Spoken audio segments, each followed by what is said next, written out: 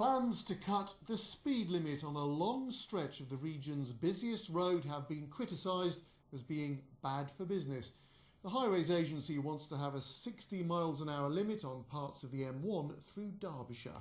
It's thought it would be the first motorway in the country to have a new permanently lower limit. Simon Hare reports. The M1 north of junction 28 in Derbyshire. Today there's a 50 mile an hour limit in force for roadworks, but the Highways Agency wants to make this whole stretch 60 miles an hour from 7 in the morning to 7 at night. I think variable speeds would be a better way of monitoring it. If there's likely to be high pollution on certain days, then you could introduce a variable speed. But having a blanket 60 mile an hour speed limit doesn't send the right message to business and to people about Derbyshire. We're really concerned it'll lead to increased costs for business.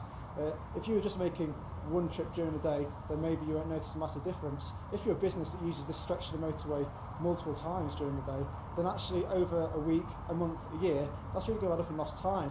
The Highways Agency says its plan would include using the hard shoulder as a fourth lane to improve traffic flows, but that speeds would have to be cut to prevent extra pollution.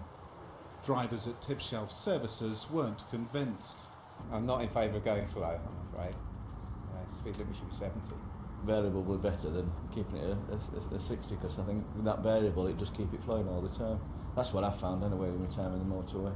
Back in the States they'd reduced the speed limit. It didn't actually change anything, people just sped more. I'd prefer to be driving at 70 than I would be 60, because time is more important in my life. I've not had one person come to me saying this is a good idea. We've had plenty of people contact us saying they think it's a crazy idea. Derbyshire County Council says it now wants a meeting with the Highways Agency to discuss alternative options. Simon Hare, BBC East Midlands Today, Derbyshire. And we have just a little update on this story. The Highways Agency says tonight that it's had more than 800 responses to this idea, and it will review them all before submitting a final plan to the government. So a bit of watch that space, I think.